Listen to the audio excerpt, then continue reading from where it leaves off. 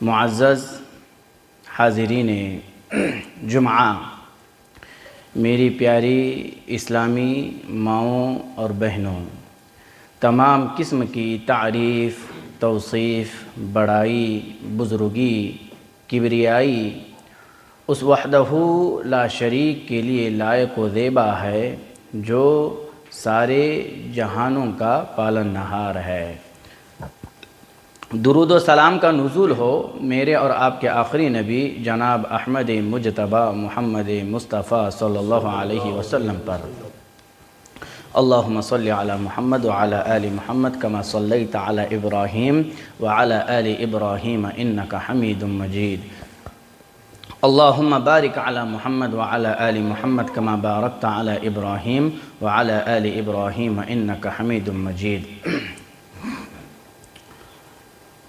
عزیزان ملت، اسلام کی ابتدائی دعوت میں نبی رحمت صلی اللہ علیہ وسلم حکم الہی کے ساتھ جہاں قل هو اللہ احد کی دعوت دیتے ہیں کہ وہ اللہ ایک ہے، وہی پر اہل مکہ پوری دنیا کے معبودان باطلہ کے خلاف قل یا ایہا الکافرون کا اعلان بھی کرتے ہیں۔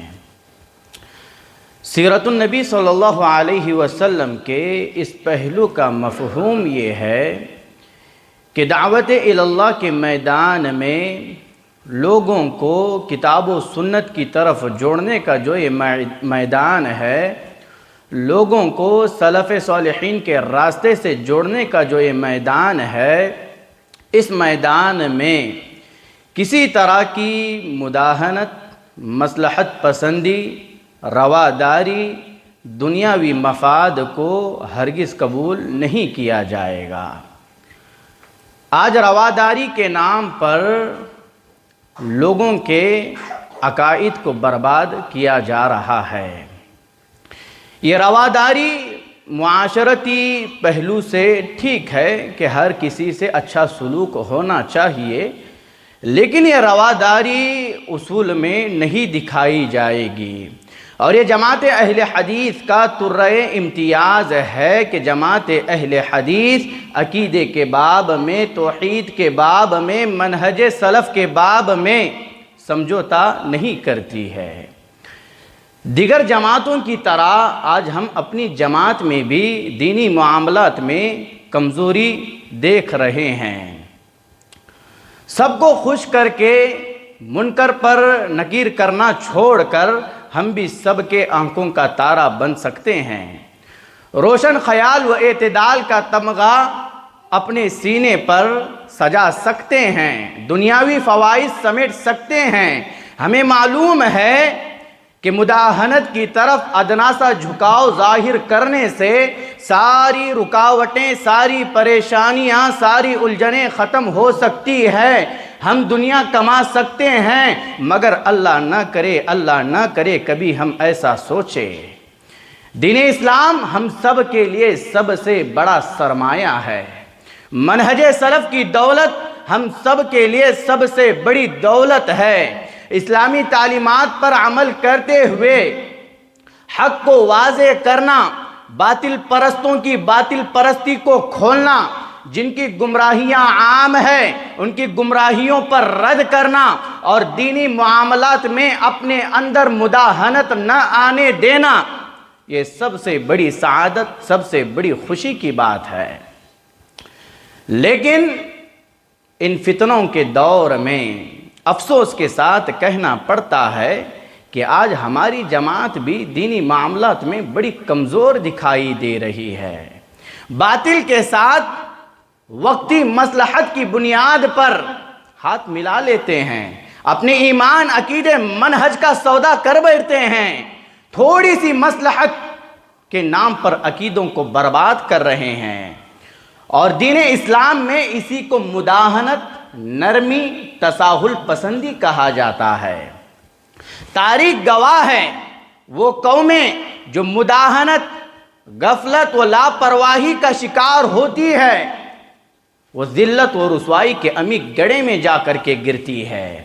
اور آج جماعت اہل حدیث کی صفوں میں بھی کچھ ایسے لوگ نظر آ رہے ہیں، ایسے لوگوں کو دیکھا جا رہا ہے جو رواداری کے نام پر ہماری صفوں کو بگاڑنا چاہتے ہیں، ہماری صفوں کو خراب کرنا چاہتے ہیں۔ اخوانیت زدہ ذہنیت کے حامل لوگ ہمارے نوجوانوں کے سروں کو بگاڑ رہے ہیں، ہماری صفوں میں جو اتحاد ہے اس اتحاد کو خراب کرنا چاہتے ہیں۔ اور اس مقام پر میں کہوں، جس کی اہل حدیثیت سلفیت مضبوط ہوگی وہ ان لچے لپنگوں سے مداہنت کے نام پر کبھی دھوکہ نہیں کھائے گا، کبھی دھوکہ نہیں کھائے گا۔ وہ استقامت کے ساتھ حق کے راستے کو اپناتا ہے۔ میرے بھائیوں، آج کے اس خطبہ جمعہ میں دینی امور میں مداہنت کی مذمت اور مداہنت کی جو مختلف شکلیں ہیں، کچھ شکلیں آپ لوگوں کی خدمت میں پیش کرنے کی کوشش کروں گا۔ سب سے پہلے جانتے ہیں کہ یہ مداہنت کس کو کہا جاتا ہے، یہ مداہنت کا جو لفظ ہے یہ کس معنی پر دلالت کرتا ہے۔ مداہنت اصل میں نرمی، کمی، آسانی پر دلالت کرتی ہے۔ اور امام جرجانی رحمہ اللہ اس کی اصطلاحی تعریف بیان کرتے ہوئے کہتے ہیں، المداہنہ ہی ان تری منکرا۔ امام جرجانی رحمہ اللہ کہتے ہیں مداہنت یہ ہے کہ آدمی کسی منکر کو دیکھے یا برائی کو دیکھے اور اس کے پاس طاقت ہو، استطاعت ہو کہ وہ اس برائی کو دور کر سکتا ہے، اس منکر کو ہٹا سکتا ہے، لیکن اس کے باوجود بھی وہ اس منکر کو، اس برائی کو دور نہ کرے، اس منکر کا، اس برائی کا لحاظ کرتے ہوئے، اس منکر اور برائی کا کرنے والے کا لحاظ کرتے ہوئے یا کسی اور کا لحاظ کرتے ہوئے یا دینی معاملات میں بے پرواہی، لاپرواہی برتتے ہوئے، اس کو مداہنت کہا جاتا ہے۔ یعنی نرمی، آسانی، جو برائی کر رہا ہے اس کا لحاظ کیا جائے، یا اس کا نہیں تو کسی اور کا لحاظ کرتے ہوئے اس برائی کو روکا نہ جائے، اس کو مداہنت کہتے ہیں۔ اور امام جرجانی رحمہ اللہ کی اس تعریف میں وہ تمام لوگ آ جاتے ہیں جو باطل کو دیکھ کر کے، باطل پرستی پر، جو عقیدے، منہج، ایمان کے بگاڑ کو دیکھ کر کے بھی خاموش رہتے ہیں، دنیاوی مفاد کی غرض سے یا اپنی روزی روٹی کے مسئلے کو لے کر کے منافقت کھیلنا شروع ہو جاتے ہیں۔ ایسی دوغلی پالیسی اختیار کرنے والے اور لوگوں سے جھوٹی تعریفیں بٹور کر ہماری اپنی جماعت اہل حدیث کی جڑوں کو کمزور کرنے والے لوگوں کو اللہ تعالیٰ کے اس فرمان کو سننا ہوگا۔ اللہ تعالیٰ اس مداہنت کی مذمت بیان کرتے ہوئے سورہ قلم کے اندر کہتا ہے وَدُّوا لَوْ تُدْهِنُ فَيُدْهِنُونَ۔ اللہ تعالیٰ نے کہا اے نبی صلی اللہ علیہ وسلم، یہ چاہتے ہیں کہ تو اپنے دین میں ذرا ڈھیلا ہو، تو یہ بھی اپنے دین میں ڈھیلے پڑ جائے۔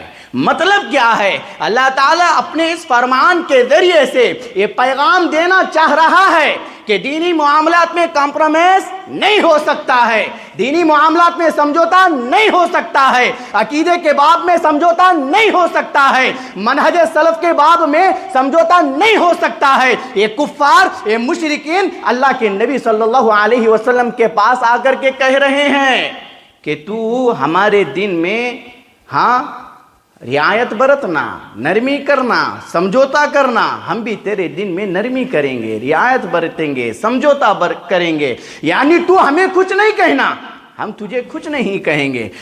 مطلب کیا ہے؟ لوگ تعزیہ داری کرتے رہیں، آپ خاموش رہیں، لوگ فلاں جگہوں پر جا کر کے حاضری دینا افضلیت والا عمل سمجھتے رہیں، آپ خاموش رہیں، لوگ فلاں کے ناموں پر لنگریں چڑھاتے رہیں، ڈیگے چڑھاتے رہیں، آپ خاموش رہیں، لوگ گلی گلی میں شرکیہ اعمال پر مشتمل جلوسیں نکالتے رہیں، آپ خاموش رہیں، لوگ اللہ تعالیٰ کی زمین پر اللہ تعالیٰ کے ساتھ بغاوت کرتے رہے، اللہ تعالیٰ کی نافرمانی کرتے رہے، آپ خاموش رہے، لوگ اللہ تعالیٰ کی زمین پر اللہ تعالیٰ کے شریک بناتے رہے، آپ خاموش رہے، لوگ اللہ تعالیٰ کی زمین پر اللہ کو چھوڑ کر اوروں کو اپنا ملجا سمجھتے رہے آپ خاموش رہے، لوگ اللہ کی زمین پر شرک کی غلاظتوں کو پھیلاتے رہے آپ خاموش رہے، لوگ اللہ کی زمین پر نبی علیہ السلام کی سنتوں کے ساتھ کھلواڑ کرتے رہے آپ خاموش رہے، لوگ اللہ تعالیٰ کی زمین پر حضرات صحابہ اکرام رضی اللہ عنہم اجمعین کی زندگیوں پر زبان درازیاں کرتے رہے اور آپ مداہنت کے نام پر خاموش رہے۔ یہی کفار مشرکین اللہ کے نبی کے پاس آ کر کے کہے تھے، اے اللہ کے رسول آپ اپنے دینی معاملات میں خاموش رہے، آپ اپنا کرتے رہے، ہمیں کچھ نہیں کہنا، ہمیں نہ چھیڑنا، ہمارے باطل افکار و نظریات پر رد نہیں کرنا، آپ اپنا کرو ہم اپنا کریں گے، آپ ہمارے معبودوں کو کچھ نہیں کہنا، ہم آپ کو کچھ نہیں کہیں گے۔ یہی سلسلہ چلتا رہے گا۔ یہ دعوتی رکاوٹ کا سب سے بڑا اور بنیادی سبب ہے کہ آدمی اپنا کرے اور وہ اپنا کرے۔ ایسے دعوتی کام دور دراز تک نہیں پھیلتا ہے، یہ دعوتی جو اثرات ہے دور دراز تک نہیں پھیلتے ہیں، انہی حدود میں محصور ہو کر کے رہ جاتے ہیں۔ جب آپ حق کے ساتھ باطل پر رد کرو گے، بھلائی کے ساتھ برائی کو بھی بیان کرو گے، تو آپ کے دعوتی اثرات دور دراز تک پھیل جائیں گے۔ امام طبری رحمہ اللہ اس آیت کریمہ کی تفسیر میں کہتے ہیں، وَدُّوا لَوْ تُرَخِّصَ لَهُمْ فَيُرَخِّصُونَ او تلینو فی دینکا فیلینون فی دینہم۔ اے نبی صلی اللہ علیہ وسلم، ایک کفار یہ مشرکین چاہتے ہیں کہ ان کے لیے تو دین میں رعایت برتے، تو وہ بھی تیرے لیے رعایت دیں، یعنی تو اپنے دین میں نرم پڑے تو وہ بھی اپنے دین میں نرم پڑ جائے۔ امام قرطبی رحمہ اللہ اس آیت کریمہ کی تفسیر میں امام حسن کا قول نقل کرتے ہوئے کہتے ہیں، وَدُّوا لَوْ تُسَانِعُهُمْ فِي دِينِكَ فَيُسَانِعُونَكَ فِي دِينِهِمْ، یعنی یہ کفار مشرکین چاہتے ہیں کہ تو ان سے اپنے دین میں مسانعت، سمجھوتا، نرمی کر، تو وہ بھی اپنے دین میں تیرے ساتھ مسانعت، نرمی، سمجھوتا کریں گے۔ یعنی ان اقوال سے کیا معلوم ہوتا ہے کہ ان باطل پرستوں کی باطل پرستی کو دیکھ کر کے خاموش رہا جائے؟ یہ اقوال اس بات پر دلالت کرتے ہیں کہ دین کے معاملے میں رواداری، حکمت، مصلحت پسندی، تساہل، غفلت، لاپرواہی، باطل پرستوں کی برائیوں کو دیکھ کر، ان کی خامیوں کو دیکھ کر کے نظر انداز کرنا یہ قطعاً جائز نہیں ہے۔ اب آپ آگے دیکھیں، اللہ تعالیٰ اس مداہنت کی دینی معاملات میں جو لوگ مداہنت اپناتے ہیں نا، اس کی مذمت بیان کرتے ہوئے اللہ تعالیٰ سورہ ہود کے اندر کہتا ہے، وَلَا تَرْكَنُوا إِلَى الَّذِينَ ظَلَمُوا فَتَمَسَّكُمُ النَّارِ، کہا دیکھو ظالموں کی طرف نہ جھکنا ورنہ یہ دوزخ کی آگ تمہیں بھی لگ جائے گی۔ یعنی ان بد عقیدہ لوگوں کی بد عقیدگیوں پر خاموشی نہیں برتی جائے گی، ان مشرکوں کے مشرکانہ اعمال پر سمجھوتا نہیں ہوگا، اور جو لوگ قرآن مجید احادیث مبارکہ کی تعویلات کرتے ہیں، ان کے معنی و مطالب کو ان کی اصل سے پھیر کر کے اپنے معنی و مطالب بیان کرتے ہیں، اپنی من چاہی تفسیر کرتے ہیں، ایسے لوگوں سے رتی برابر بھی سمجھوتا نہیں ہوگا۔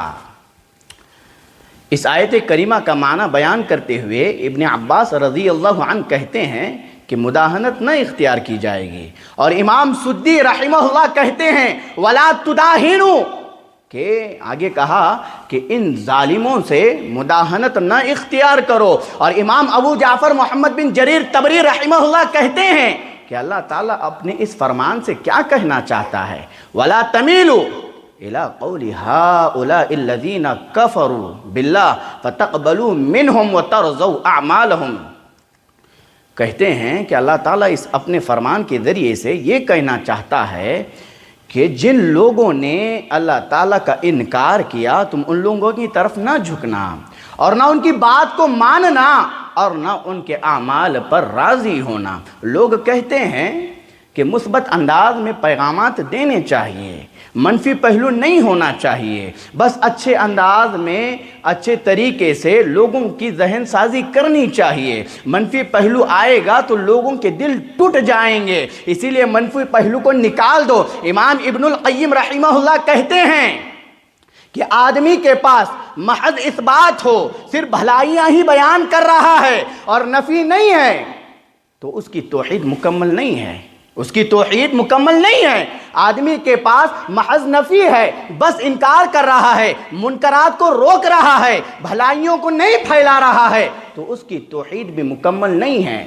جب یہ دونوں چیزیں جمع ہوں گی تو آدمی کی توحید مکمل ہوگی۔ اس بات بھی ہونا چاہیے، نفی بھی ہونا چاہیے۔ اللہ کے رسول صلی اللہ علیہ وسلم نے دینی معاملات میں اس مداہنت کی مذمت بیان کرتے ہوئے کہا، جو لوگ معصیت کو، برائیوں کو دیکھ کر کے بھی خاموش رہتے ہیں، عقدی بگاڑ کو دیکھ کر، منہجی بگاڑ کو دیکھ کر کے بھی اپنے زبانوں پر تالا لگاتے ہیں، جبکہ ان کے پاس طاقت استطاعت موجود ہے، اس کے باوجود کچھ نہیں کرتے ہیں، تو اللہ کے رسول صلی اللہ علیہ وسلم نے کہا، سنن ابو داؤد کی روایت ہے، کہا کہ ما من رجل یکون فی قوم یعمل فیہم بالمعاصی، کہا کہ جو کوئی آدمی کسی ایسی قوم میں رہتا ہے اور اس قوم میں گناہ کے کام کیے جاتے ہیں، گناہ کے کام کیے جاتے ہیں، اب اس آدمی کے پاس اس بات کی استطاعت ہے،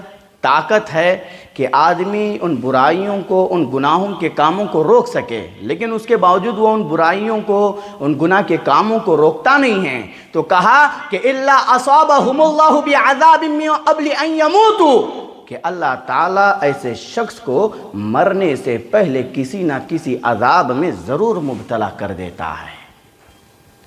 رسم و رواج کا دور ہے اور ہماری قوم رسم و رواج میں ڈوبے جا رہی ہے۔ بچہ پیدا ہونے سے لے کر، ماں کی گود سے لے کر شادی تک، شادی سے لے کر کے قبر میں اتارے جانے تک رسم رواج اسی میں ڈوبے ہوئے ہیں۔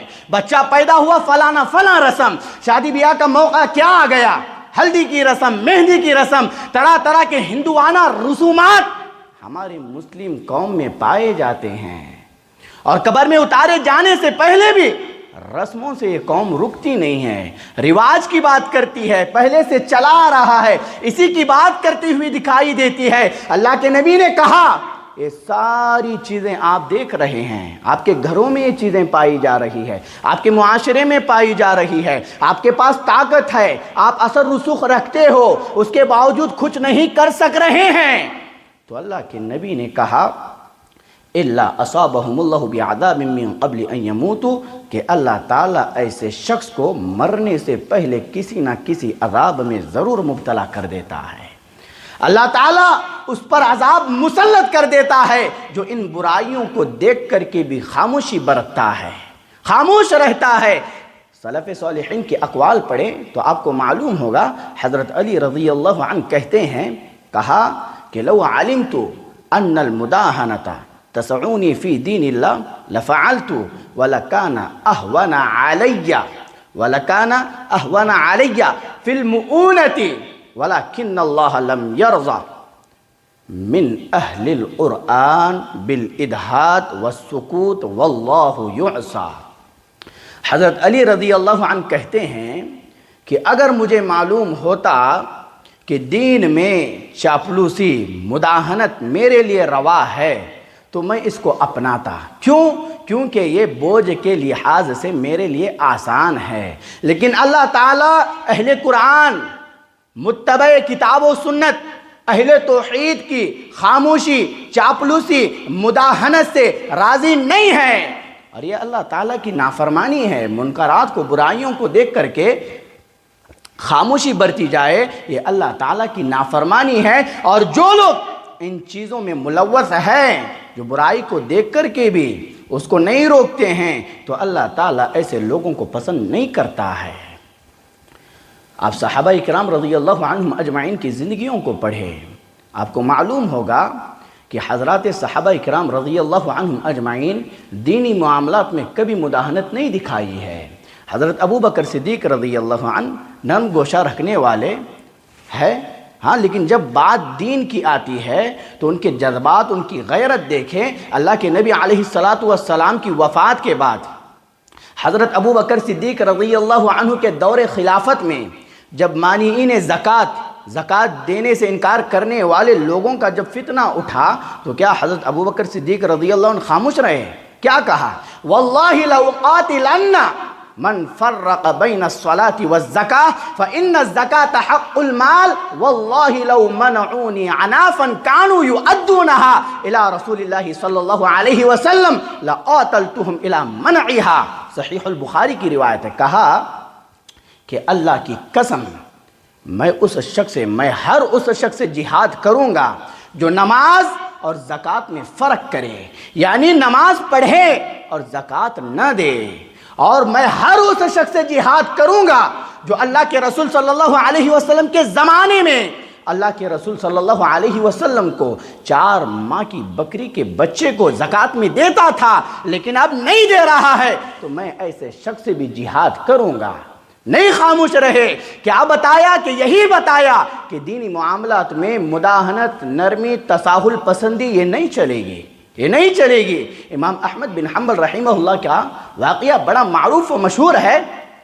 امام احمد بن حنبل رحمہ اللہ کو جب خلق قرآن کے مسئلے میں مارا گیا، ستایا گیا، ظلم و ستم کے بادل پہاڑ ان پر توڑے گئے، بڑا لمبا چوڑا واقعہ ہے، اتنا ظلم و ستم ان پر کیا گیا، اور آخر میں کہا کہ ہمارے کان میں کہنا کہ یہ قرآن جو ہے یہ اللہ کا مخلوق ہے، کلام نہیں ہے، یہ بس ہمارے کان میں کہنا، آپ بچ جاؤ گے۔ امام احمد بن حنبل رحمہ اللہ کو بس اتنا ان کے کان میں کہنا تھا کہ یہ قرآن اللہ کا مخلوق ہے، کلام نہیں ہے، لیکن امام احمد بن حنبل رحمہ اللہ نے نہیں کہا، کان میں کہہ کر کے اپنی جان بچا لیتے، اپنے آپ کو آزاد کرواتے، اس ظلم و ستم سے بچ جاتے، لیکن امام احمد بن حنبل رحمہ اللہ نے اس نازک گھڑی میں بھی اس مداہنت جیسے کبھی اور برے فعل کو نہیں اختیار کیا۔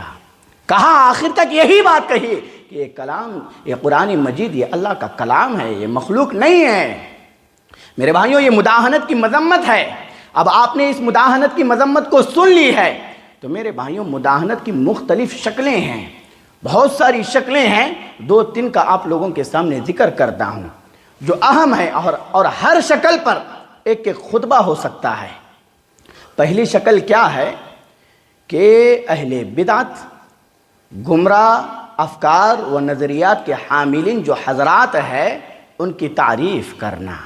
یہ مداہنت کی شکلوں میں سے پہلی شکل ہے کہ باطل افکار و نظریات کے جو حاملین حضرات ہیں، جو یوٹیوب پر چھائے ہوئے ہیں، ایسے لوگوں کی تعریفیں کرنا، ان کی برائیوں کو، خامیوں کو چھپانا، ان کی اچھائیوں کو اچھالنا، اور لوگوں کو ان کی کتابوں کی طرف، ان کی تحریروں کی طرف، ان کی بیانات کی طرف رہنمائی کرنا، یہ مداہنت کی پہلی شکل ہے۔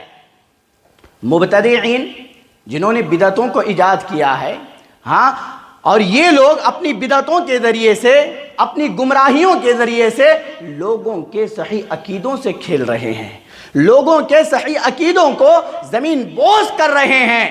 اب ایسے گمراہ شخصیتوں، بدعت پرستوں سے تعامل، محبت کو اگر کوئی جائز سمجھتا ہے تو اس بات کو کان کھول کر کے سن لیجئے گا، ایسا شخص دینی معاملات میں، دین کے ایک اہم مسئلے میں بدعت کی تردید میں مداہنت کو اپنا لیا ہے۔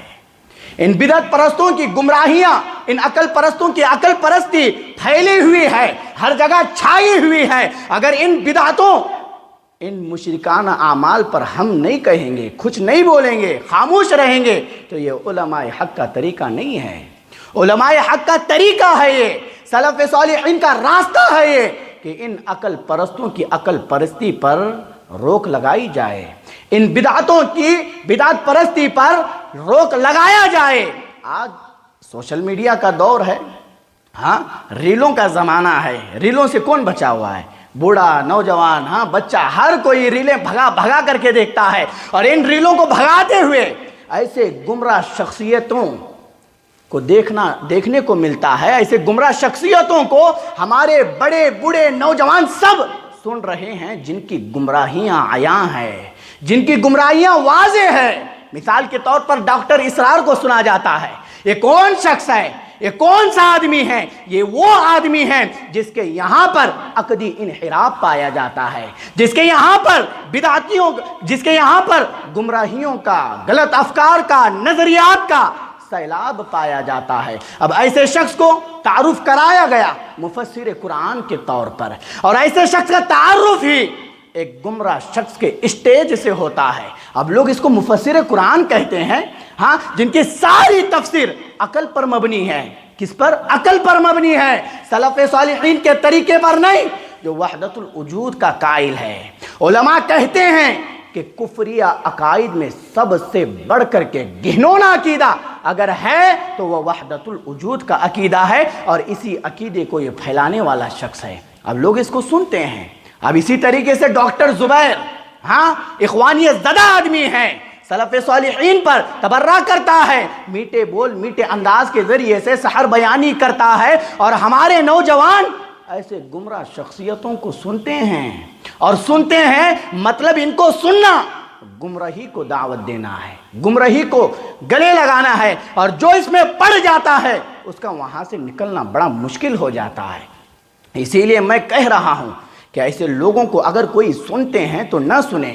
خالص علماء سلف کو جو کتاب و سنت کے مطابق اپنی دعوتوں کو پھیلاتے ہیں، انہیں علماء کو سنیں تو آپ بچیں گے گمراہیوں سے، ہر طرح کی گمراہی سے بچ جائیں گے۔ اگر آپ ایسے لوگوں کو سنیں گے تو آپ تمیز نہیں کر پائیں گے سچ کیا ہے، جھوٹ کیا ہے، حق کیا ہے، باطل کیا ہے، آپ کا معیار کیا ہے، آپ کے ذہن کا معیار کیا ہے۔ آپ ہر کسی کو پرکھ سکتے ہیں کہ کون حق کہہ رہا ہے، کون باطل ہے؟ نہیں پرکھ سکتے ہیں، یہ علماء ہی پرکھ سکتے ہیں کہ کون حق پر ہے، کون باطل پر ہے۔ تو اسی لیے ضرورت ہے ایسے گمراہ شخصیتوں کو نہ سنا جائے۔ اس پر انشاءاللہ تفصیل کے ساتھ آپ لوگوں کی خدمت میں پورا خطبہ دیا جائے گا، لیکن اب چونکہ اس کی مختلف شکلیں یہاں پر آ گئی ہے تو اس کو یہاں پر سرسری طور پر میں 2 لوگوں کا نام لے کر کے آپ لوگوں کے سامنے پیش کیا ہوں۔ امام قتادہ رحمہ اللہ فرماتے ہیں کہ جب کوئی شخص بدعت ایجاد کرتا ہے تو اس کی بدعت کا نام لیا جائے، اس شخص کا نام لے کر کے ذکر کیا جائے تاکہ امت بچی رہے، تاکہ امت اس سے دور رہے۔ اگر اس کا نام نہیں لیں گے تو کیسے معلوم ہوگا؟ ہاں، اسی لیے ضروری ہے کہ ان گمراہ افکار و نظریات کے حاملین جو حضرات ہیں ان کی باطل پرستی پر، ان کی بدعقیدگی پر ان کا نام لے کر کے رد ہونا چاہیے۔ دوسری شکل مداہنت کی وہ یہ کہ 2 رخی 2 زبانی بات، اس پر بھی مکمل خطبہ ہوگا انشاءاللہ۔ 2 رخی 2 زبانی بات۔ اب یہ کون لوگ ہیں؟ کسی ایک کے سامنے آتے ہیں تو اس کے پاس کیا کہتے ہیں اس طرح کی بات کرنا شروع ہو جاتے ہیں۔ مثال کے طور پر کوئی جماعت اہل حدیث کا حامی ہے، ظاہری طور پر کی بات ہو رہی، آ کر کے کہے گا جماعت اہل حدیث کی جڑوں کو مضبوط کرنے کی بات کرے گا، کہے گا کہ شرک پر رد ہونا چاہیے، بدعت پر رد ہونا چاہیے، ان تمام باطل افکار و نظریات پر رد کریں گے تبھی لوگوں کو معلوم ہوگا، اس طریقے کی باتیں کرے گا۔ جب وہی پر دوسروں کے پاس جائے گا تو کہے گا اس طریقے سے نہیں ہونا چاہیے، ایسی باتیں نہیں ہونی چاہیے، بدعت پر، گمراہیوں پر رد نہیں ہونا چاہیے، رواداری کا معاملہ اختیار کرے گا۔ یعنی ایک معاملے میں 2 رخ جو آدمی اپناتا ہے، ایک ہی معاملہ ہے اس میں 2 چہرے اپناتا ہے، ایک کے سامنے ایک چہرہ لے کر کے آتا ہے تو دوسرے کے سامنے دوسرا چہرہ لے کر کے جاتا ہے۔ یہ مداہنت کی سب سے خطرناک شکل ہے، یہ منافقت ہے، یہ دھوکہ دہی کی علامت ہے۔ اللہ کے نبی علیہ الصلوۃ والسلام نے ایسے شخص کے بارے میں کیا کہا کہ ان شر الناس ذو الوجہین، کہا کہ ہؤلاء الذی بوجہ وہؤلاء الذی بوجہ۔ اللہ کے نبی علیہ الصلوۃ والسلام نے کہا کہ جو آدمی 2 رخا ہوتا ہے، جو آدمی 2 رخا ہوتا ہے وہ سب سے بدترین شخص ہے۔ وہ کیا ہے؟ سب سے بدترین شخص وہ ہے جو 2 رخا ہوتا ہے، ایک کے سامنے ایک رخ اپناتا ہے تو دوسرے کے سامنے دوسرا رخ اپناتا ہے، اور ایسے لوگوں سے ہی آج اسلامی تعلیمات پر اثر پڑ رہا ہے۔ آج اسلامی تعلیمات کو تہس نہس جو لوگ کر رہے ہیں، ایسے لوگوں کا کردار اس میں نمایاں ہے۔ تو یہ 2 رخی 2 زبانی جو بات کرتے ہیں یہ مداہنت کی شکل ہے۔ تیسری شکل مداہنت کی کیا ہے کہ تیسری شکل مداہنت کی یہ ہے کہ آدمی اللہ تعالیٰ کی رضا کی بجائے لوگوں کی رضا کو ترجیح دے، اللہ کو خوش کرنے کی بجائے لوگوں کو خوش کرے۔ یہ مداہنت کی یعنی نرمی کی، آسانی کی، سستی کی، کاہلی کی، غفلت کی، لاپرواہی کی بری صورت ہے کہ آدمی اللہ کو خوش نہ کرے، لوگوں کو خوش کرے۔ اب اس کی کئی ساری مثالیں ہیں۔ اب مثال کے طور پر نوجوانوں کو ہی لے لیجئے گا۔ اب آدمی کیا کرتا ہے، کسی بڑی کمپنی میں جاب کے لیے درخواست دے دیتا ہے، ہاں بہت سارے پیسے بھی بھر دیا ہوتا ہے۔ اب اس کمپنی کی جانب سے اس پر منظوری آ جاتی ہے، اس کو بلاوا آ جاتا ہے، تو کمپنی کئی ساری چیزیں عائد کر دیتی ہے، کمپنی کئی ساری شرطیں لگا دیتی ہے۔ اب اسلام کا یہ حکم ہے کہ آدمی کو داڑھی چھوڑنا چاہیے، داڑھی چھوڑنا چاہیے۔ اب جس کمپنی میں یہ درخواست بھرا ہے وہ کمپنی کہتی ہے کہ آپ کو داڑھی اتارنی ہوگی، داڑھی نکالنا ہوگا۔ اب وہ کہے گا کہ جب اسلام کہتا ہے کہ داڑھی چھوڑو، اب وہ کمپنی کہہ رہی ہے داڑھی نکالو۔ اب یہ کئی سارے پیسے بھر دیا ہے، تو اب یہ کیا کرے گا، داڑھی نکالے گا یا چھوڑے گا، یا پیسوں کی بربادی کا سوچے گا؟ کچھ ایام قبل ایک نوجوان نے مجھ سے کہا ہے، فون لگا کر کے یہی بیٹھا تھا کہ مولوی صاحب فلاں دیش جا رہا ہوں اور 5 لاکھ سے زائد یا اس سے کم رقم بھر دیا ہوں۔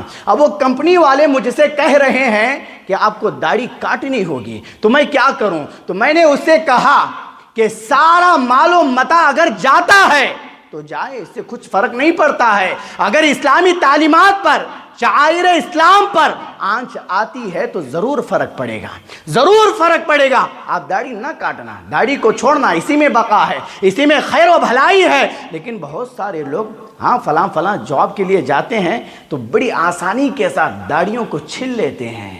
یہ مداہنت کی شکل ہے۔ ایسی جگہوں پر جاتے ہی کیوں ہو جہاں پر اسلامی تعلیمات کے دھجیاں اڑائی جا رہی ہے، اسلامی تعلیمات کو تہس نہس کر دیا جا رہا ہے، اور آپ مداہنت کو اپناؤ گے، نرمی کو اپناؤ گے۔ یہاں پر نرمی نہیں اپنانی چاہیے۔ اب عورتوں کی بات لے لیں، ہاں جو پڑھی لکھی ہوتی ہے، اسلام تو انہیں حجاب میں رہنے کا حکم دیتا ہے، اسلام تو عورت کو پردے میں دیکھنا پسند کرتا ہے، اور اسلام کی خوبصورتی اور عورت کی خوبصورتی اس کے پردے میں ہے۔ اگر وہ پردہ اتارتی ہے تو وہ سب سے گئی گزری عورت ہوا کرتی ہے، وہ سب سے گئی گزری عورت ہے۔ اب وہ جاب کو جاتی ہے، کمپنیوں کو جاتی ہے، تو وہاں پر کیا حال ہوتا ہے؟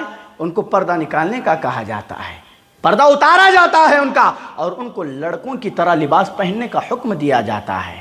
اب جس کے اندر مداہنت ہے وہ تو بڑی آسانی سے یہ کام کر سکتی ہے نا، جس کے اندر مداہنت نہیں ہے وہ ایسے 10,000 نوکریوں کو ٹھکرا سکتی ہے، وہ اسلامی تعلیمات پر آنچ آنے نہیں دیتی ہے، وہ ہمیشہ اسلام کے دائرے میں رہے گی، پردے کا خیال کرے گی، اور پردے کے دائرے میں رہ کر کے ہی جو کچھ اس کو کرنا ہے کرے گی۔ میرے بھائیوں، جو اللہ کو ناراض کر کے لوگوں کو خوش کرتا ہے نا، اللہ کے نبی علیہ السلام نے کہا وَمَنِ الْتَمَسَ رِضَاءَ النَّاسِ بِسَخَطِ اللَّهِ وَكَلَهُ اللَّهُ إِلَى النَّاسِ۔ سنن ترمذی کی روایت ہے، اللہ کے نبی علیہ السلام نے کہا جو شخص اللہ تعالیٰ کی ناراضگی میں لوگوں کی خوشی کا طالب ہو، لوگوں کو خوش کرنے کا طلبگار ہو، تو اللہ تعالیٰ ایسے لوگوں کو اسے تکلیف دینے کے لیے مقرر کر دیتا ہے۔ وہی لوگ اسے آگے چل کر کے تکلیف دیں گے۔ کیسے؟ اب آدمی کیا کرے گا، اپنے رشتہ دار ہے، اپنے اعزا و اقارب ہے، ان کو ناراض کرنا نہیں چاہتا ہے۔ اب وہ غلط راہ پر ہے، غلط رخ اپنا رہے ہیں تو ان کو چھوڑ دے گا، ان کی خوشی ہی اس کے لیے سب سے بڑی ہوتی ہے، تو وہ اللہ کو ایسے موقع پر ناراض کرتا ہے۔ اب یہاں ممبر ہے، یہ درس و تدریس کی جگہ ہے۔ اب کوئی شخص آ کر کہے کہ اثر و رسوخ رکھنے والا یا کسی عہدے پر فائز ہے، وہ کہے کہ یہاں سے یہ باتیں نہیں جانی چاہیے، یہاں سے یہ پیغامات نہیں جانے چاہیے۔ ہاں مطلب وہ امام صاحب بھی اگر کسی بڑے کی بات میں آ کر کے اسی کی بولی بولتا ہے تو یہ اللہ کو ناراض کرنا ہے، اس کو خوش کرنا ہے، اور جب وہ اس کو تو خوش کرے گا، اللہ کو ناراض کرے گا، کل چل کر کے یہی شخص اس کو تکلیف دے گا، اللہ اسی کو اس کو تکلیف دینے پر مقرر کر دے گا۔ یہ مداہنت کی تیسری شکل ہے۔ ایک آخری بات بتا کر کے اپنی بات ختم کرتا ہوں، وہ یہ کہ جب داعی کے اندر یہ مداہنت کی صفت آ جاتی ہے، داعی کی تمام دعوت بیکار جاتی ہے، داعی کے فتووں سے، اس کی کتابوں سے، اس کے بیانات سے مداہنت جھلکتی ہے، مداہنت نظر آتی ہے۔ اس کی نظریں لوگوں کی جیبوں پر ہوتی ہے، اس کا دماغ معاشرے پر ہوتا ہے تاکہ معاشرہ اس کو واہ واہ کہے، معاشرے میں اس کو اچھائی کے نام پر جانا جائے۔ جب یہ ساری چیزیں ایک داعی کے اندر آ جائے گی، مداہنت نام کی بیماری، تو اس کی ساری دعوت برباد ہے، خراب ہے، اس کی دعوت کا کچھ اثر معاشرے پر نہیں پایا جائے گا۔ اسی لیے ضرورت ہے میرے بھائیوں، اگر یہ مداہنت کسی کے اندر پائی جاتی ہے تو آج ہی سے اسی خطبے سے اللہ تعالیٰ سے توبہ کر کے اٹھیے گا اور اللہ سے کہیے گا، اے اللہ اب تک میں اس مداہنت کی خطرناک بیماری میں ملوث تھا، اے اللہ آئندہ کبھی میں اپنے اندر اس مداہنت کو نہ آنے دوں گا، اور جب تک زندہ رہوں گا اللہ مداہنت جن جن لوگوں کے اندر پائی جا رہی ہے اس مداہنت کو دور کرنے کی کوشش کروں گا، اور بھلائی کے ساتھ برائی کو بھی روکوں گا۔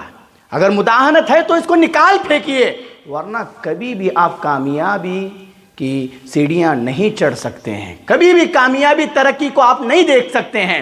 مداہنت جب تک آپ کے اندر ہے، مداہنت کو نکالیں گے، وقتی طور پر تکلیفیں، مصیبتیں، ہر طرح کی تکلیفیں آپ کو دی جائے گی، لیکن جب دور آئے گا تو آپ اچھائیاں ہی دیکھیں گے، آپ کی نسلیں آرام سے اس دن پر قائم و دائم رہے گی۔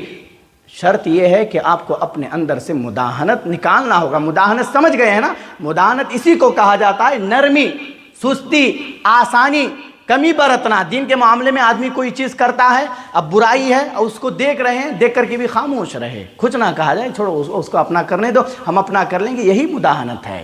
یہ جب تک آپ کے اندر رہے گا، آپ کے اندر، آپ کے گھروں میں اور آپ کے گاؤں میں کبھی بھی صدار پیدا نہیں ہو سکتا ہے۔ اس چیز کو نکالیں گے تو واللہ کہہ رہا ہوں آپ کے گاؤں میں، آپ کے اندر، آپ کے گھروں میں اصلاح پیدا ہوگی، ترقیاں ہی ترقیاں ہوگی، برائیوں کا خاتمہ ہوگا، اچھائیاں پھیلے گی۔ تو خلاصے کے طور پر یہی کہوں گا کہ جو کچھ باتیں کہی گئی ہے اس کا خلاصہ یہی ہے کہ قرآن و حدیث میں مداہنت کی مذمت بیان کی گئی ہے، مداہنت سے روکا گیا ہے۔ مداہنت یہ سب سے خطرناک چیز ہے جو دعوتی رکاوٹوں میں سبب پیدا کرتی ہے، اسی لیے مداہنت آدمی کے اندر نہیں ہونی چاہیے۔ سلف صالحین کے اقوال بھی اس پر دلالت کرتے ہیں کہ آدمی کے اندر مداہنت دینی معاملات میں نہیں ہونی چاہیے۔ یہی خلاصہ ہے۔ اللہ تعالیٰ سے دعا کرتے ہیں کہ الہ العالمین جو کچھ باتیں کہی گئی ہے مجھے اور ان تمامی حضرات کو ان باتوں پر عمل کرنے والا بنائے۔ اللہ تعالیٰ مجھے اور آپ کو جب تک زندہ رکھے، اسلام پر زندہ رکھے، جب میرے اور آپ کا خاتمہ ہو تو خاتمہ بالخیر فرمائے۔ ہم اللہ تعالیٰ سے دعا کرتے ہیں کہ ہمارے مسلمان بھائی جہاں جہاں پریشان حال ہے اللہ تعالیٰ ان کی پریشانیوں کو دور فرمائے۔ آمین و آخر دعوانا ان الحمدللہ رب العالمین۔